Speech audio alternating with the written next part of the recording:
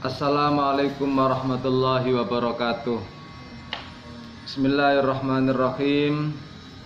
Ini ada pertanyaan, mengapa banyak orang yang telah melakukan sholat tapi perbuatan keji dan mungkar kok jalan terus?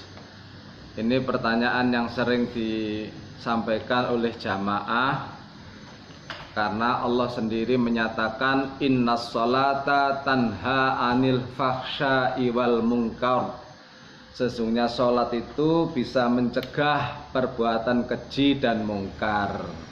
Berarti analog umum, kalau sudah sholat itu dia jauh dari perbuatan keji dan mungkar. Namun justru di lapangan banyak orang yang sholat tetapi maksiat jalan terus. Ini yang ditanyakan tadi. Ibu bapak sekalian, kita bagi menjadi dua. Satu, sholat secara fiqhiyah dan sholat secara hakikotiyah. Sholat secara fiqhiyah, sholat yang telah memenuhi syarat rukun sholat. Artinya kalau orang sudah melakukan syarat rukun sholat dan itu lengkap, maka sah orang tersebut sholatnya. Di antaranya apa syaratnya? Menutup aurat, menghadap kiblat, suci dari hadas dan najis, itu kan syaratnya sudah dilengkapi. Setelah itu rukunnya dilengkapi, mulai niat, berdiri, takbiratul ihram, al-fatihah sampai salam dilengkapi. Maka secara syara, secara syariah, secara fikih, orang tersebut sah di dalam melaksanakan sholat dari segi syariah atau dari segi ilmu fikih. Tetapi dari ilmu hakikatus sholah masih belum. Di dalam kitab ini dijelaskan, Bismillahirrahmanirrahim, Fassolatul lati tanha anil fahsya'i wal munkar hiya tilkas sholatu allati yakunul abda fiha mu'azziman rabbahu khaifan minhu rojian rahmatihi ay rahmatillah. Yang dinamakan sholat secara hakikat ini adalah sholat yang bisa mencegah perbuatan keji dan mungkar. Secara fikih orang tersebut, secara syar'i orang tersebut telah melakukan sholat, syaratnya lengkap, rukunnya lengkap, insya Allah secara syar'i sudah sah. Tetapi secara hakikatus sholah ini masih tanda tanya. Apa itu? Karena sholat yang bisa mencegah perbuatan keji dan mungkar adalah sholat yang merasa saat itu berada di depan Allah, mengagungkan Allah dan merasa takut berhadapan Allah, serta rojian rahmatillah, berharap rahmatnya Allah. Artinya begini, ketika kita menghadap Allah, sholat mulai takbiratul ihram, itu yang bersangkutan merasa komunikasi berhadapan dengan yang maha kuasa. Seakan-akan dia itu muhadatsah, komunikasi kepada zat yang segala-galanya. Dan ini adalah individual, artinya orang satu dan orang lain itu bisa jadi kualitasnya beda-beda. Semakin dia merasakan ketika sholat, terutama ketika sujud, berhadapan Al-Khaliq, berhadapan yang maha agung, maka orang tersebut istilah zaman sekarang baper. terbawa perasaan.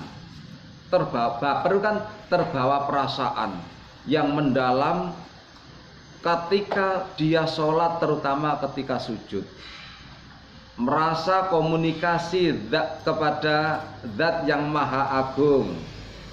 Khaifan minhu, merasa takut karena kita berhadapan yang maha kuasa.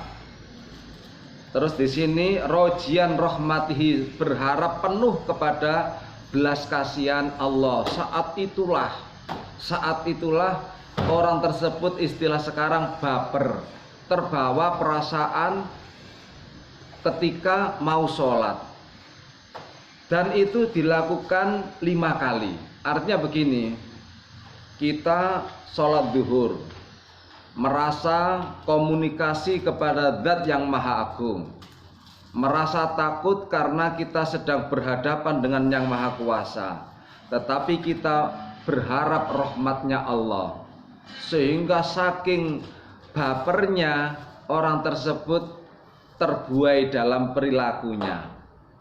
Belum sempat bapernya hilang, kedatangan waktu asar, komunikasi lagi, mengagungkan Allah lagi, berharap rahmatnya Allah lagi, baper lagi, akhirnya terbuai dalam perilaku.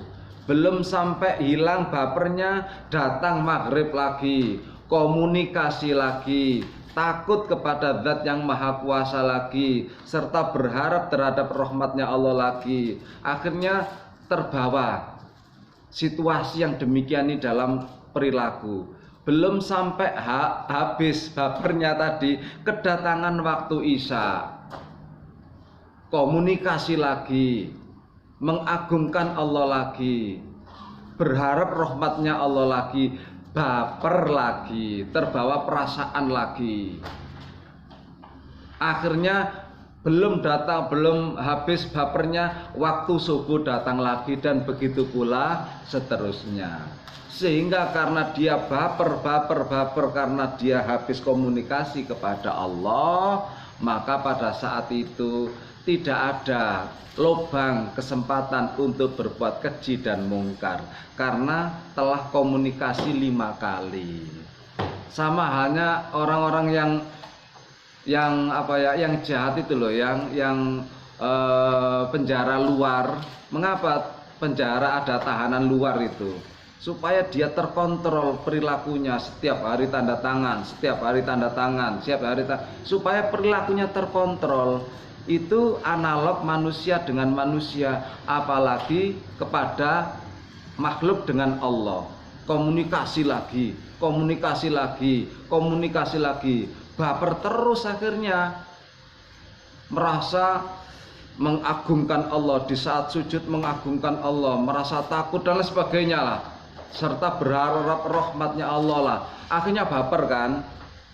Setelah baper keluar, akhirnya perilakunya terbuai dalam bapernya tadi. Belum habis datang waktu lagi, maka orang tersebut insya Allah terkendali. Rata-rata orang-orang yang berbuat maksiat, walaupun dia itu melakukan sholat, mungkin secara fikhiyahnya sah, syarat rukunnya lengkap, namun ini kelemahannya, hanya orientasi formalitas belaka.